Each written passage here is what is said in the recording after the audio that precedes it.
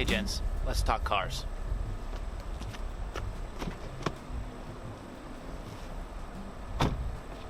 In no way do I intend to do a comprehensive full review of the BMW i3 because there are plenty of videos out there that have done that from Car and Driver and many other places that focus on cars. What I mostly want to talk about is my thoughts and impressions after driving the non-range extender BMW i3 for the past 4 months. I drive it 50 miles every single day as my total commute to and from work, and then of course driving it on weekends and to family events outside of that. So in the past 4 months I've driven 4,000 miles. Of course, it's a dream of mine to have a Tesla. I really want the Model X for our family vehicle, and I looked at getting a Model S and ran the numbers and tried to crunch everything that I could to try and justify getting a luxury electric vehicle. And then I came across the i3. I test drove it for the extended test drive that you can do at your local dealership, and I was completely blown away, and I totally fell in love with this car over the course of 3 days. What I want to cover are just a few of the questions that I typically get from friends, family, and even complete strangers. One of the things that I've found out by owning a kind of weird looking electric car is that anybody will come up and just ask you questions about it. So I'll cover a few of those, and if you have questions, comment below or reach out at @the_Cavalier on Twitter and Instagram, because I'm happy to answer things, and I'm a huge fan of the electric vehicle movement, and I've been a BMW driver since I was 18, so I'm a huge fan of that brand as well. Before we jump into those points, make sure you subscribe for the best menswear on the internet and a few of these kind of off-topic videos that I like to do. And give a thumbs up for never having to stop at a gas station ever again. We'll start on the outside and talk about the car, the shape, and the body itself. It is the size of a larger Mini Cooper, but the interior has a much more large and luxurious feel to it. The body itself, with the suicide doors, has a plastic reinforced carbon fiber frame, which is why you don't see the pull in the center of the car.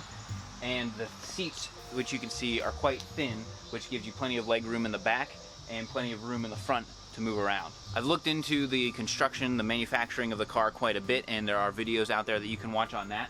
One of the things that I found fascinating was you can see there's this kind of pattern of the carbon fiber that goes around the body of the car, and any excess of that weave that they produce, they use for the roof of the car, which is pretty cool. The whole BMW i brand is manufactured in completely sustainable and renewable resource powered mills, and it's a whole completely separate production process than the typical BMWs. So BMW is making a considerable investment in this entire new brand and making them look like a much more eco-friendly and renewable company, and I think that's pretty admirable. You can see the car seat in the back. I do use this as my dad-mobile. We have one baby now, we have a second one on the way, and at the moment with the rear-facing car seat, it's not as convenient to put the child in. It takes me a little bit of maneuvering to put him in and then get the belt on.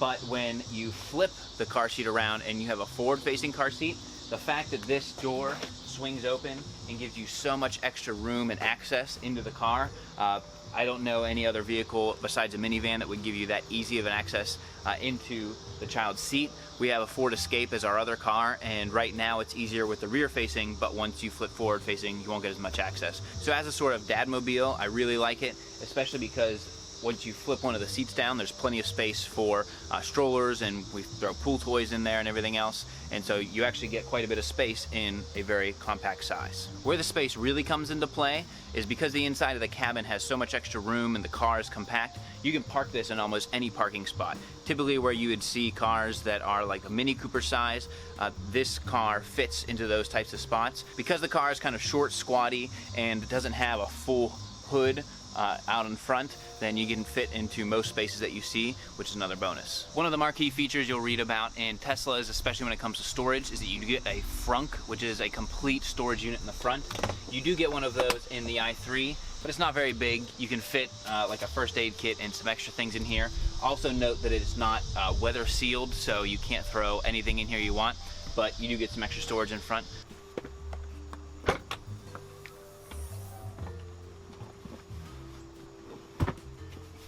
Because both seats fold down pretty flat, you do get plenty of space in here. You're not going to be out hauling a pickup truck, but if you need to move some extra things, you got plenty of space in the interior.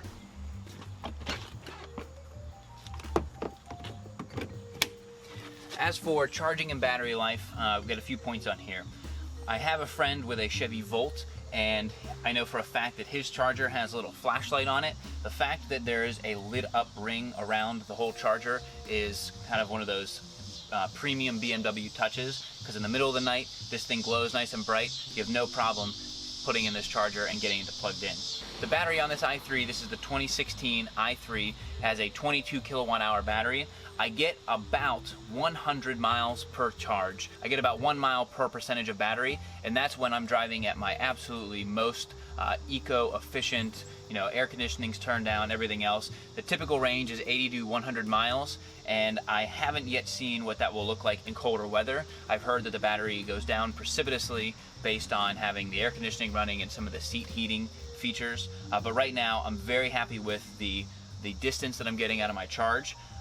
Currently, I just have this plugged into a regular wall outlet in my garage, the standard just wall socket.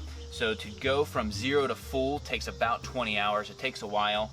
When I get home from work, I drive 50 miles every day. I usually have about 50% of battery left, and it takes 10 hours to get up to full.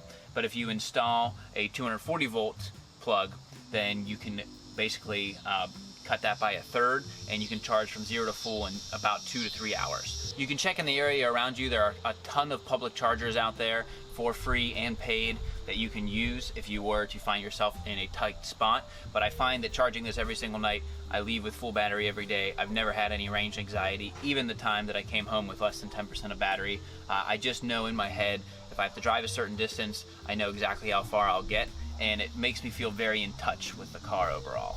There are 3 driving modes. Whenever you start the car, it always goes into comfort mode. That is the least efficient from a battery standpoint and mileage standpoint that you can drive. And then you control it by pressing the Eco Pro button here. I haven't noticed a considerable difference between the Eco Pro and the Eco Pro Plus driving modes, but the Eco Pro Plus stops running any sort of air conditioning. It will continue to run the fans, but it is the maximum efficiency driving method. And when I drive my typical commute either in Eco Pro or Eco Pro Plus, I'll only see a few percentage points difference across all 50 miles. As with other electric cars like the Tesla, you can drive this car almost entirely with your one pedal. I rarely use the brakes in this car because when you let off of the gas, there's a regenerative motor that recharges the battery, and it will come to a complete stop if you properly anticipate the distance and speed that you are going, and that becomes second nature just after a few days of driving the car. To talk about the efficiency of the driving, we can quickly go through what my typical commute is, because I get a varied degree of driving situations just in my everyday commute. So my first 5 miles are very much stop and go traffic, and it's very flat. So I start the morning out, I go down a big hill which regenerates some of the battery, and then in stop and go traffic I can typically go 4 miles while only using 1% of battery. I then spend some time transitioning onto the highway, and as I go through the downtown part of Pittsburgh, I'm going around 40 to 50 miles an hour, and that happens for 2 to 3 miles, and in that point I use about 2% of battery. And then the next 20 minutes of my driving is all highway driving, where I'm going about 60 to 65 miles an hour, and that's definitely where I lose the most amount of battery as I'm driving, just due to the fact that there is no way to regenerate the battery when you're consistently going at a high speed. Once you get up to a high speed, it does very well of keeping efficiency as you're going, and the cabin is very comfortable and quiet, so it would be an excellent highway car, and I would be happy to take this on the trip if I were able to go a further distance. And the quickness that I talked about, how this goes from 0 to 60 very fast, also comes well into play on the highway, because you can change lanes easily and keep up with traffic. So this is one of my favorite cars to drive in. I do wish that it could go a little bit further. The way that I landed on this car is that I really have an obsession with high quality and expertly engineered products, which is why I've always been a fan of BMWs. I drove a 2004 325i for about 6 years before I put too many miles on it and I had to replace it. And when I test drove the i3, it handles, it's tight, and has all of the feeling of a BMW, but it's in an electric car, which is what really sold me. If you drive the Leaf or some of the other cars out there, the Volt, they just don't have the kind of German sensibility in there that I've really come to love about BMWs over the years. So I'd encourage you to check out an i3 before you disprove it as looking too much like a Hot Wheels car. According to reports, the i3 is actually the fastest BMW from 0 to 35 because the car has instant torque, no hesitation when you press this gas pedal, just goes straight up to speed, and it feels incredible. The Tesla, P90D, or now the P100D, is twice as fast from 0 to 60, but the instant electric torque is just exhilarating and addicting, and it takes everything in me not to just blast off from every red light as it turns green. One of the standard features on the i3, and this is something that I wouldn't have gotten if I had gone to either a lower price point BMW or some of the other cars out there, is adaptive cruise control. And this has really changed the way that I think about a higher end car or any new car, is when you set the adaptive cruise control, it keeps distance with the car in front of you, and especially in stop and go traffic, it is invaluable. Every time I go over to our Ford Escape or I drive our company car, we have a Volkswagen Passat, it just feels so archaic to have a car that doesn't try and keep speed with you when you're on the highway and just let the car drive for you. Now, this is in no way comparable to the Tesla Autopilot, but just the fact that it has this intelligent cruise control is a really neat feature, and it's something that I would want on all of my cars going forward, and it's something you don't really get in one of the entry-level cars that you might look at that would give you around the same lease price as what this i3 is. From here as well, we'll talk about the interior. There are 3 trim packages that you can get in the i3. There's the Mega World, the Giga World, and the Terra World. I have the middle tier package, which is the olive oil tanned leather and the smart tweed wool. This keeps you warm in the winter and cool in the summer. I found that to be the case. My biggest concern when I found out that it was a wool seating, that you'd be too warm in the summer, but I haven't really found it to be too much warmer than just having regular leather. It does not stay as hot as some of the all black leather interiors like we have on our Ford Escape, so I do find the interior to be quite pleasing. And as most people say when they get in here, it looks like a Swedish living room, because it absolutely does. It's a gorgeous interior. There's a completely green eucalyptus interior dash, which ages beautifully with natural oils, and every car will look a little bit different that has this interior. I also have the technology package, which I find to be highly, highly satisfying with the integration that it can do between my phone, Bluetooth, and the speakers. For the past many years, I drove with headphones or the aux cable or anything else, but whenever I get into the car, it connects to my phone, it plays whatever I was most recently playing on my phone automatically, and the fact that I can just jump in and it'll start playing the last podcast I listened to, I find to be so convenient, and I'm a really big fan of that. I also want to compliment the technology system built into the BMWs. I've had experience with most of the in-car audio systems, as I have rented many cars and driven other families' cars. The easiest one to compare this to is the Mercedes-Benz connected drive system. I don't find the Mercedes system to be completely intuitive and easy to use, and our other car is a Ford Escape, a 2016 Ford Escape, which it's easy enough. But this is the first car that when you're jumping in to go for a drive, it automatically connects to Bluetooth. It plays the last thing that you are listening to. It feels like your phone is completely integrated, even if it's just Bluetooth. You can also plug in through USB. The system itself is easy to navigate with the dial.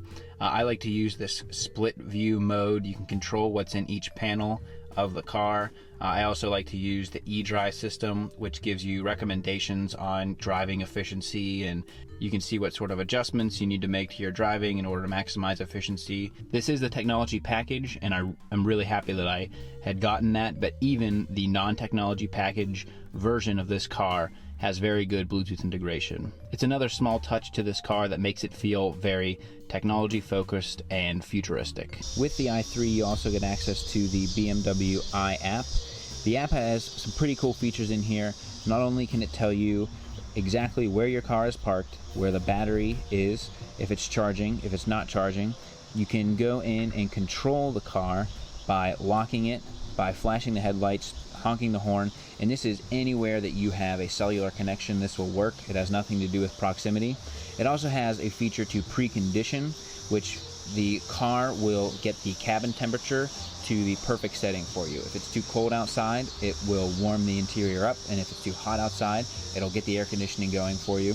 This does use some battery, but when you open the door on a really hot day and cold air comes out, then I will sacrifice a few percentage points for that. Touching on the car, you also get stats on the car, so you can check from anywhere in the world if your doors are open or windows are open.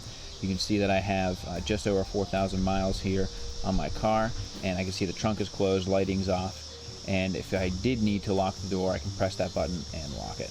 There's also a feature to set your departure time, and this is so that if you know every day you leave at a certain time, the car will get the cabin ready for you and also precondition the battery to maximize your battery life while it's plugged in, so that you'll get a few extra percentage points of battery just by having the car ready for you to go. And it'll also do low-cost charging if you live in an area where there are reduced energy rates in the evening, so that you can kind of suck energy off the grid at a lower cost than if you had just plugged it in at any time. The app will also give you statistics of the efficiency of your previous drive. My wife drove this last, so I didn't get too good of a score. It'll also give you tips, whether that is accelerating a little bit less, anticipating so that you don't have to brake as hard, but also the way that you drive. You can set your eco mode in order to maximize either your comfort or if you want to maximize your battery life. And lastly, you can see on a map both where your car is currently parked, and you can also see in proximity to other chargers in the area. Now, there are quite a few chargers on here that will show up depending on where you live, but I recommend the PlugShare app, which has first party and third party and homeowner chargers that you are able to use in the area. I find that to be a much more comprehensive list, and the community of electric vehicle owners is much more active on those forums than in the official BMW app, but you do have access to it, and it will show you how far your range is relative to the charges around you. There are quite a few things you can accomplish in the app, but these are just a few of the things that I thought were of note. A few little details that I really like, because this is a luxury car, it is a BMW. There are a few accents that really make this thing stand out. When you unlock the car, and I've done this a few times in garages, and it always gives me a little excited feeling. When you unlock the car and you're walking up to it, there's a blue accent light that the entire cabin glows as you're walking up to it, and it looks amazing at night. The door handle and the exterior also glows on the outside, which is really nice. Now, if you have the key in your pocket, just a keyless key fob, when you walk up to the car and you just put your hand in, it unlocks and you can open the door. Also, when you park and you close the door, if you just touch this on the outside, it locks and you're right out of there. Those are a few cool things on the i3 that are just little touches that you get because BMW makes cars that go from $150,000 all the way down to $30,000, and they're able to put some of these little tricks in there. I have not had any problems with the way that the suicide doors open. I find it quite easy, even if you do have passengers. You just have to tell them to be a little more cautious about the way they get in and out of the car versus how they would just regularly. One of the things that really sold me on the i3 is that because the i-Series for BMW is just a complete ground-up rewrite of the car, you don't have some of the legacy things that a typical car might have. For example, there's a ton of extra legroom in the cabin because there is no hiding of the combustion engine that you would typically see in a car, which is also why I never really was into the Chevy Volt. Because you don't have as many mechanical moving parts about the car, you have no radiator, you have no coolant, you have no tubes and all of these other legacy things. You don't have any of the issues that you would typically get with a car with an internal combustion engine.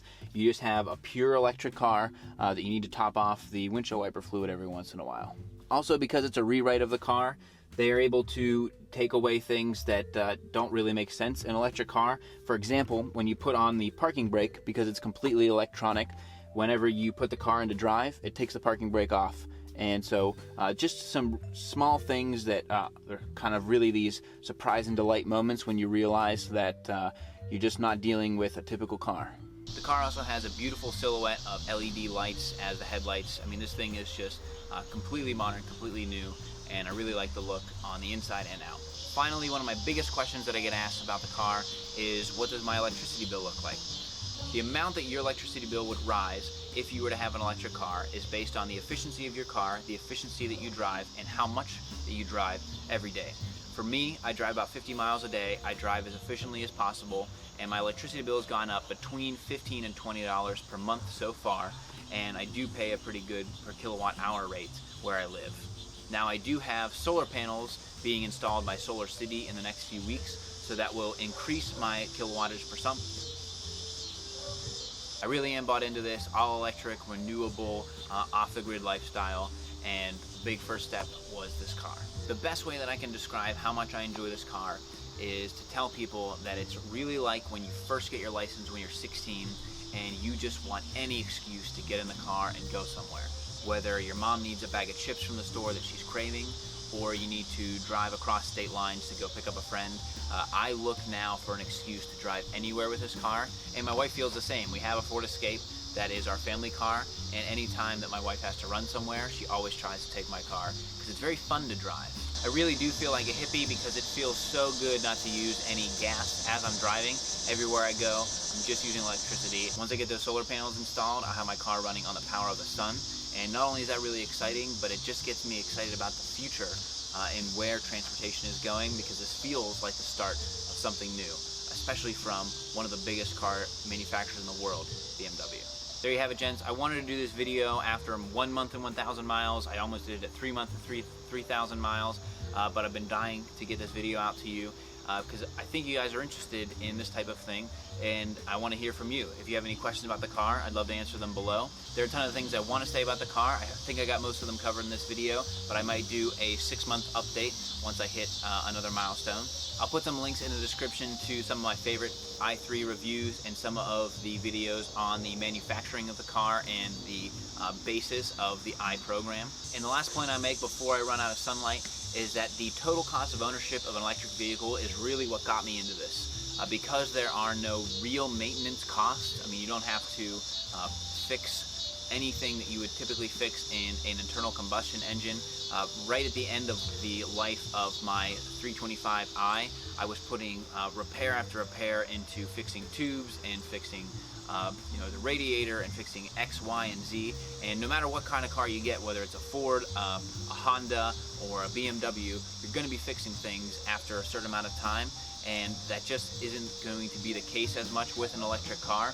It remains to be seen on the cost of replacing the battery and some of those repairs. But for now, I know that the amount of money that I spend on the lease of this car right now is less than I was spending on gas every single month. I just plug it in at night. I got full battery every day, and I could go on about this car for many hours. There you have it, gents. I'm running out of sunlight. I got to get inside, take care of bath time and all those things. But like I said, if you have any questions about the car, I'd be happy to answer them below. If you like videos that are kind of off the menswear path that I typically do, let me know that as well. You can also reach out at @the_Cavalier on Twitter and Instagram. I've got some great stuff planned for you in the fall. Really excited about that. Make sure you thumbs up, share, all those different things to keep the channel going. Thank you for your support, and until next time, gents, this is the Cavalier.